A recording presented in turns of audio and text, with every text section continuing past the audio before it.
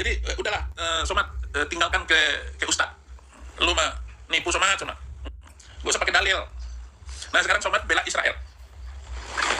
Mengapa kita mesti peduli kepada Palestina? Satu, siapa yang tidak peduli Palestina, maka hilangkan satu surat dalam Al-Quran. Surat di juz yang ke-15, yaitu surat Bani Israel atau Al-Isra. Itulah yang dibacakan oleh anak guru saya tadi. Oleh kita tadi adalah anak kandung Ustadz Haider Abdul Wahab Elci, guru saya di Muallimin tahun 1990. Mudah-mudahan guru-guru kami mendapatkan limpahan pahala. Siapa yang tak peduli masalah Palestina, kalau dia katakan cukup salat, cukup puasa sunat, cukup tahajud malam, cukup zikir, cukup baca yasin, maka tinggallah surat Al-Quran itu hanya 113 saja, maka hilanglah iman. Shalom, damai dalam Kristus, damai yang paling tenang, damai yang paling sukses karena Yesus sudah merasakan bagaimana memberi contoh hidup sebagai pejuang, sebagai pembawa berita kebenaran. Ini Somat ini semua khutbahnya, semua jawabannya lucu dan bertentangan dengan kitab sucinya. Nanti bagaimana sejarah Muhammad itu dia langgar, kontradiktif dengan apa yang diajarkan Somat. Memang hadisnya ada, begitu, benar Somat ini kalau dalam ngomong, tetapi kelakuan Muhammadnya yang bertentangan dengan apa yang diajarkan Somat. Saya nggak tahu Somat yang benar atau Nabi Muhammad yang benar. Ini ada kasus nyata tentang nikah siri. Mohon pencerahannya karena mungkin kejadian sama banyak terjadi. Seorang laki-laki sudah berbini, mau menikahi seorang janda. Menurut pengakuan si janda tak lagi punya wali. Maka mereka mencari seorang ustadz untuk menikahkannya. Pertanyaannya, apakah sah ustadz tersebut sebagai wali? Padahal mereka tidak ada hubungan keluarga dengan si perempuan. Menurut mazhab Hanafi, mazhab apa? Perempuan bisa menikahkan dirinya sendiri tanpa wali. Kalau secara fikih. Tapi menurut kompilasi hukum Islam Indonesia, Indonesia menganut mazhab Syafi'i. Tidak sah perempuan nikah tanpa wali. Karena Indonesia memakai kompilasi hukum Islam berdasarkan mazhab Syafi'i. Jelas jawaban saya? Secara fikih sah atau sah? Sah. Secara negara? Tidak sah. Dua, siapa yang dimaksud dengan wali hakim? Fasulmanu waliyun man la waliyalha. Wali hakim adalah tentang nikah siri. Ada laki-laki nikah siri. Nikah siri itu maksudnya begini, nikah tanpa dicatat di negara. Tetapi secara hukum Islam sah, yaitu ada mahar, ada wali, ada saksi. Dan tentu saja pengantin, laki dan perempuan. Itu namanya nikah siri tanpa dicatatkan di KUA. Tetapi secara Islam itu sah. Pertanyaannya, boleh nggak seorang laki-laki muslim, ya, sudah ketemu di atas ranjang, begitu, saya menikah dengan kamu. Walinya Allah, saksinya Jibril. Oh, haram. Tanyakan kepada seluruh kiai di dunia, pasti itu perkawinan haram. Tetapi peristiwa perkawinan Muhammad dengan Zainab binti Jahsy, yaitu menantunya, adalah perkawinan terakhir tadi. Perkawinan di mana yang mengawinkan itu Allah, pengantinnya Muhammad dan Zainab sudah bugil. Saksinya Jibril. Muhammad melakukan perkawinan semacam itu. Kalau ada kiai yang bisa membantah pernyataan saya ini, saya masuk Islam lagi. Karena Muhammad mengawini Zainab ketika hari itu sudah diceraikan oleh Zaid. Zaid ini satu-satunya nama orang lain, sahabatnya, anak angkatnya namanya Zaid. Satu-satunya nama yang dalam Al-Quran, nama sahabat Muhammad satu-satunya, nggak ada yang lain. Istrinya nggak disebut. Karena Muhammad susah nyebut nama orang, karena sombongnya, karena angkuhnya itu. Jadi hanya Zaid ini. Jadi begitu diceraikan oleh Zaid, maka Muhammad sudah bugil malamnya itu di rumah Zainab binti Jahsy. Secara hukum Islam, wanita janda yang baru diceraikan itu harus menunggu 4 kali haid baru boleh dikawini. Tetapi Muhammad hari itu diceraikan, hari itu menikah. Nggak tahan lagi Muhammadnya. Nabi itu nggak tahan. Kembali kepada masalah pertama, bahwa Muhammad melakukan perkawinannya itu, yang mengawinkan itu Allah, saksinya Jibril, tanpa mahar. Tanpa mahar, dan pengantinnya itu Muhammad dengan Zainab binti Jahsy. Yang diributin orang kawin siri. Apalagi pakai madhab. Madhab itu sudah nggak diperlukan lagi. Buang itu, cari kekuatan dalil kalau memang mau. Tetapi begitulah membingungkan seluruh ustadz di dunia ini.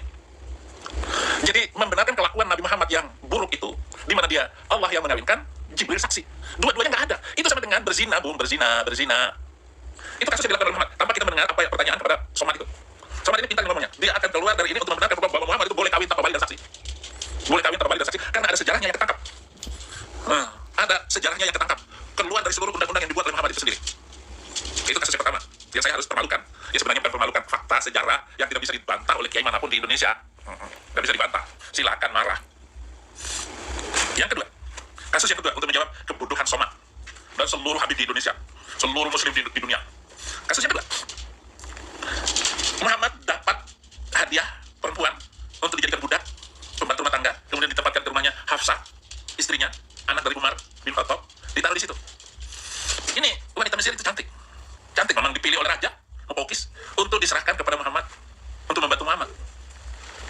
Sesampainya di sana di Arab, di Madinah, ditaruh di rumah Hafsah. Muhammad ngiler, air liurnya jatuh, ngelihat cewek Mesir. Bagaimana cara menidur ini pembantunya ini? Dia bohongin Hafsah. Dia bilang, bapakmu memanggil kamu. Pergilah Hafsah mencari ayahnya. Ma, bapak mana? Bapak masuk pergi. Ini Nabi saya ini, suami saya ini bohongin saya.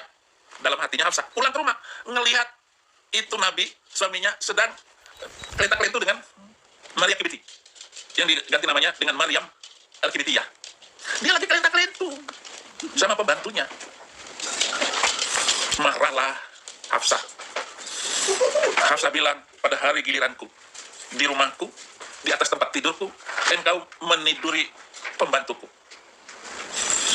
Muhammad bilang, jangan keras-keras dan jangan kasih tahu orang. Karena akan geger. Muhammad meniduri pembantunya. Marah sekali. Lalu saudara-saudara, Muhammad turun ayat dadakan. Ayat dadakannya itu surat ke-66 ayat 1. Ya ayuhan nabiyyu lima tuharrimu ma ahallallahu lak tabghi mardhat azwajakallah. Ghafurur rahim. Wahai Nabi, kenapa kamu mengharamkan apa yang dihalalkan oleh Allah hanya mencari kesenangan hati istri-istrimu? Dan sesungguhnya Allah itu begana begono. Ayat ini menghalalkan Muhammad menikah dengan pembantu. Allah ini mengharamkan budak boleh ditiduri kapan saja oleh tuan. Jadi ini sangat merusak, bertentangan dengan ajaran yang diajarkan oleh Muhammad itu sendiri. Muhammad mengharamkan meniduri istri yang lagi haid.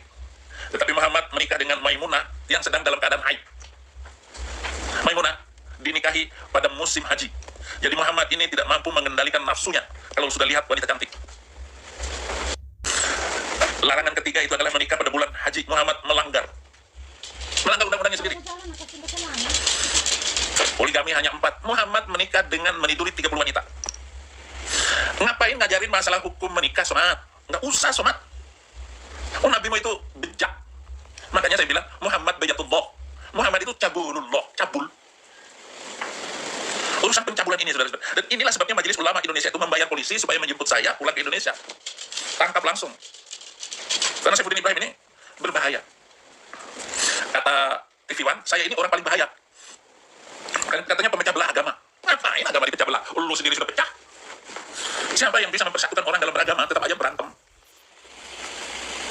Yang susah itu bersatu di dalam kebenaran dan membela keadilan. Jadi video Somat ini tentang kawin siri. Muhammad satu menikah dengan menantunya tanpa wali dan saksi dari manusia. Jadi nggak ada pesta atau apa-apa. Yang nyaksiin siapa, yang kawin siapa. Maka turunlah Quran surat ke-33 ayat 37. Seluruh ahli tafsir di muka bumi jawab dengan baik apa yang saya katakan ini. Ya sama persis apa yang dilakukan oleh Ganjar Pranowo, calon presiden Indonesia. Ganjar Pranowo boleh nggak nonton video porno? Atau tanyakan kepada pendeta seluruh dunia, apakah pendeta boleh nggak nonton video porno? Atau tanyakan kepada Habib Rizik, apakah Habib Rizik nonton video porno seperti calon presiden Indonesia? Hal begitu saja sudah nggak bagus kok. Apalagi Muhammad menikah tanpa wali dan saksi. Ayo coba tanya, apa yang terjadi semuanya? Yang kedua, Muhammad membolehkan meniduri pembantu karena dia yang melakukan lebih dulu. Dia berzina dengan Maria Kibiti dengan cara menipu istrinya. Istrinya yang bernama Hafsah, kadalin, istriku, kamu sedang dipanggil oleh bapakmu. Pergi Hafsah. Ternyata ditipu sama Muhammad. Balik, lihat, suaminya sedang meniduri pembantunya Hafsah, orang Mesir, Maryam. Semula namanya Maria, karena orang Kristen, Maria ini. Nah, dalam bahasa Arab Maria itu Maryam, istrinya Maryam Al-Kibiti, orang Mesir. Maka seluruh ayat Al-Quran, termasuk surat ke-4 ayat 3, ilama malakat aimanukum, kecuali pembantu-pembantumu, menghalalkan tidur dengan budak. Yang ketiga, Muhammad menikah pada bulan haji. Pada bulan haji. Yang diharamkan di dalam Islam. Jadi Muhammad semaunya melakukan dan melanggar undang-undangnya sendiri. Nah ini kan cabul sekali pikirannya. Dan Maimunah pada waktu itu sedang datang haid. Ya Muhammad tembak, tetap aja kalian itu. Karena Maimunah ini cantik. Bagaimana bisa dipercaya ajaran kayak begini? Cabul, saudara-saudara. Jadi udahlah, Somat, tinggalkan ke Ustadz.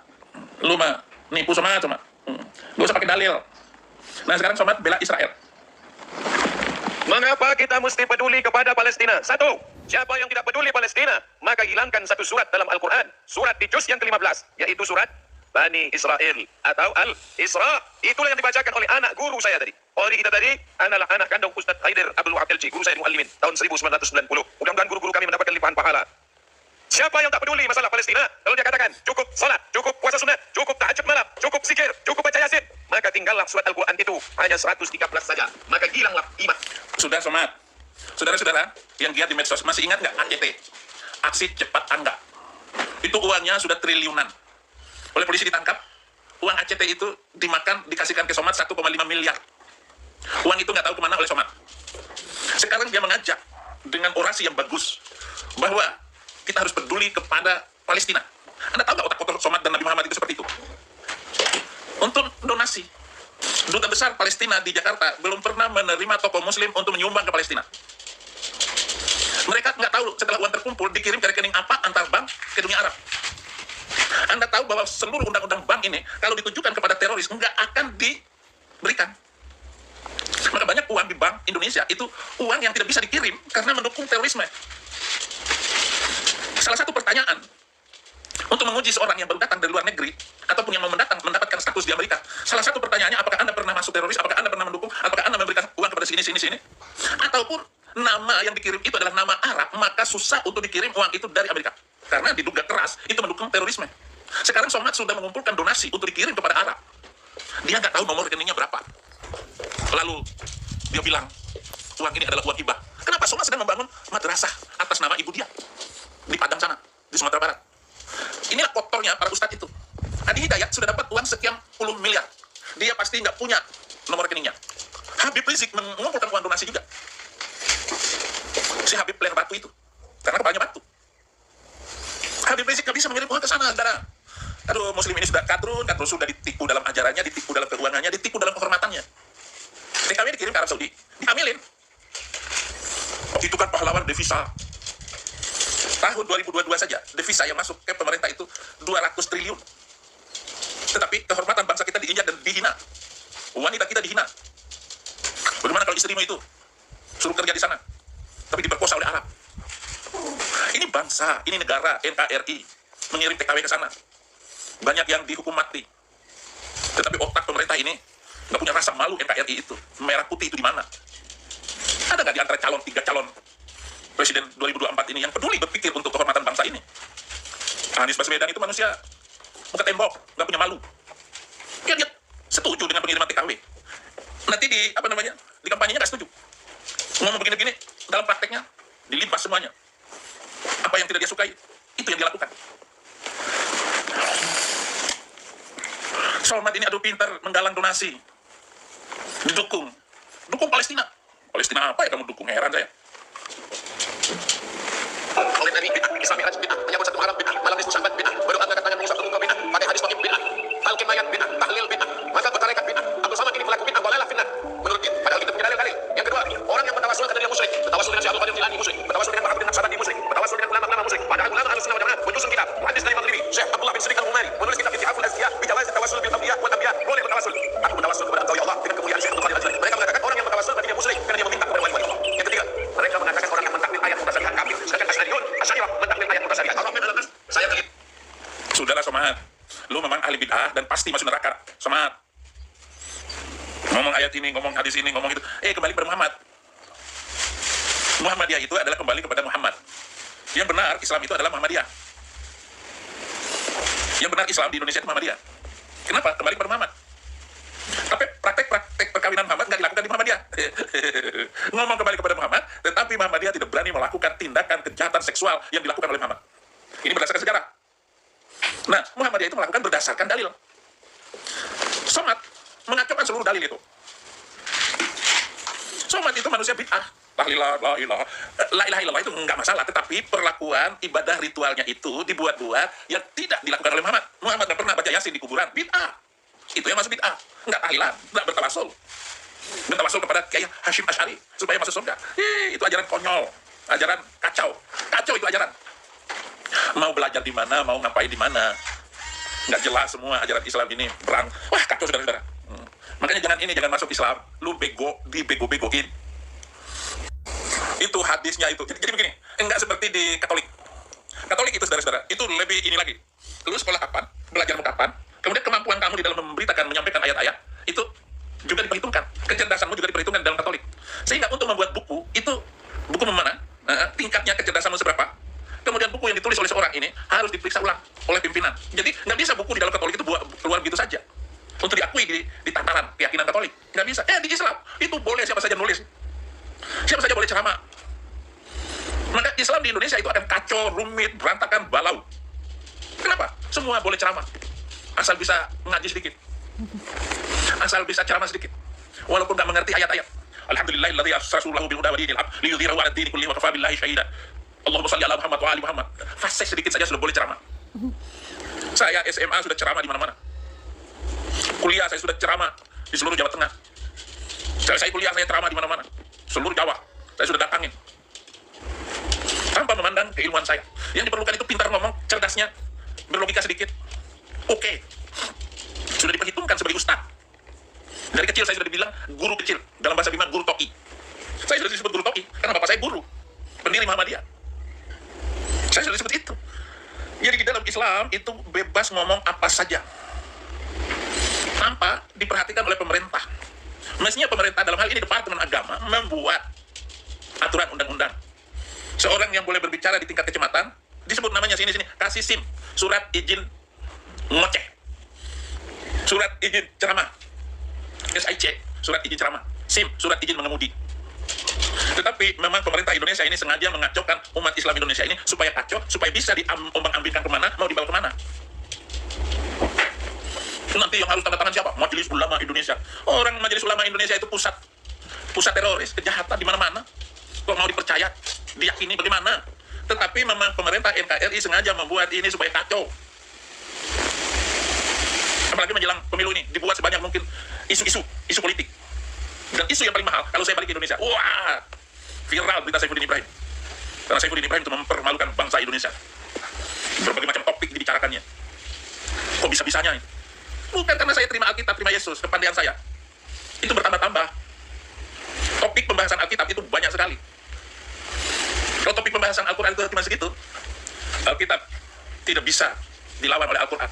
Artinya kepintaran, sepintar-pintarnya orang Islam, itu yang paling bodoh di Kristen. Jadi lebih pintar orang Kristen daripada orang Islam. Mau bicara topik apa saja, orang Kristen mampu. Bisa menjawab semua apa tuduhan Muslim. Nanti kalau kita adakan debat antara orang Kristen dan orang Islam, ya lebih pintar orang Kristen. Tapi kalau urusan bacot-membacot, ya itu Anies. Yang gitu. Ustaz panjang rambut Rasul bukannya sampai bahu. Kau Ustaz rambutnya pendek, ini sama yang bertanya sama. Rasulullah SAW disebutkan dalam hadis bahwasanya beliau terkadang rambutnya sampai di daun telinga dan terkadang rambutnya sampai di bahu. Orang menjelaskan ini bukanlah syariat. Ini bukanlah syariat, tapi biasa orang terdahulu mereka memanjangkan rambut. Jadi perlu kita bedakan antara sunnah syariah dengan sunnah jibriyah. Sunnah syariah itu sunnah perbuatan-perbuatan yang dikerjakan oleh Nabi sebagai syariat. Dan ada perbuatan-perbuatan yang dikerjakan oleh Nabi bukan sebagai syariat, tapi sebagai konsekuensi beliau sebagai manusia. Konsekuensi beliau sebagai manusia. Contohnya, beliau alaihi wasallam disebut dalam Syama'il Muhammadiyah kalau beliau berjalan, cara jalan beliau agak cepat dan agak menunduk, badannya agak apa? Menunduk. Apa yang disunahkan kita jalan sambil seperti jalan Nabi SAW? Jawabannya tidak. Beliau begitu jalannya. Disebutkan misalnya dari beliau bidang kemudian apakah pergelangan badan kita. Kenapa Muhammad jalannya menunduk? Karena banyak orang-orang yang diperkosanya di jalan itu malu. Muhammad itu jalannya kayak onta berjalan. Malu. Oh, kalau saya nggak ada. Saya kalau ini bicara dengan orang melotot. Melototin apa? Kalau Muhammad melotot buat dadanya. Maaf sekali kalau saya menghina itu. Maaf sekali. Muhammad itu jalannya nunduk. Rambutnya panjang. Ya, saya nggak mengikuti Muhammad. Memang rambut gua nggak ada urusan dengan ini. Dan seumur hidup baru kali ini rambut saya sepanjang ini. Karena saya bisa gunting sendiri rambut sendiri. Ini sampai sekarang belum ada orang yang menggunting rambut saya. Kalau saya mau menggunting rambut, gunting sendiri. Saya sudah punya gunting. Sisir saya banyak. Enggak kayak Muhammad. Katanya laqad kana lakum fi Rasulillahi uswatun hasanah. Sungguh di dalam diri Muhammad itu ada contoh teladan. Teladan apa? Apa kebaikan Muhammad? Bagi Anda, bagi saya, enggak ada kebaikannya. Kalian sudah ditipu oleh ajaran Arab itu. Saya sudah menulis buku tidak ada nabi dari Arab, ya kecuali Muhammad. Pengajarannya rusak. Semua orang yang ikut ajaran itu pasti tidak bisa berlaku adil. Dia akan menghitung agama sebagai salah satu ukuran untuk menerima, menolak. Dan inilah agama prejudis sosial. Agama iri hati. Agama yang tidak menjunjung tinggi keadilan sosial. Agama yang tidak sesuai dengan Pancasila, sila kelima. Tidak adil dalam bersosial. Mau terima pegawai negeri, itu yang dilihat agamanya. Di kolom KTP-nya itu. Makanya di fotokopi KTP-nya agamanya apa? Jadi secara sosial, Islam itu bukan agama sosial. Islam itu agama asosial, ahistori.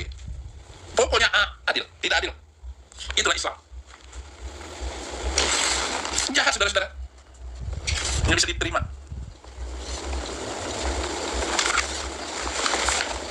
Tapi saya bertanya, bagaimana hukum sebuah lembaga pendidikan yang bermanhaj salaf mengadakan upacara bendera untuk membaca Pancasila Undang-Undang 45 dan melantunkan Indonesia Raya tanpa iringan musik? Dan apakah boleh hormat kepada bendera? Maksudnya kalau pertanyaan ini berasal dari lembaga kenal sunnah ini juga sebenarnya, karena biasanya nanya-nanya seperti itu dari kelompok-kelompok yang radikal biasanya. Memang dasarnya tidak mengakui ada negara, tidak percaya, tidak mengakui Pancasila. Makanya muncul pertanyaan-pertanyaan seperti itu. Ya kalau dia seorang yang kenal sunnah, dia sudah mengerti masalahnya. Hormat bendera itu kebiasaan berjalan di dalam negeri ini. Dan sejumlah ulama memfatwakan bahwa itu masuk di dalam bab kebiasaan. Tapi bagi seorang muslim, saya sudah terangkan tadi mananya. Iya, bahwa di dalam memperingati kemerdekaan misalnya, di dalam hormat bendera misalnya, itu saya sudah ingatkan ada sudut-sudut syar'i di situ, besar untuk dijaga. Dari nikmat keamanan, nikmat kemerdekaan, nikmat kebersamaan, dan kewajiban kita menjaga diri kita di atas kebersamaan bersama pemimpin, kepala negara. Itu semuanya mana-mana syariat.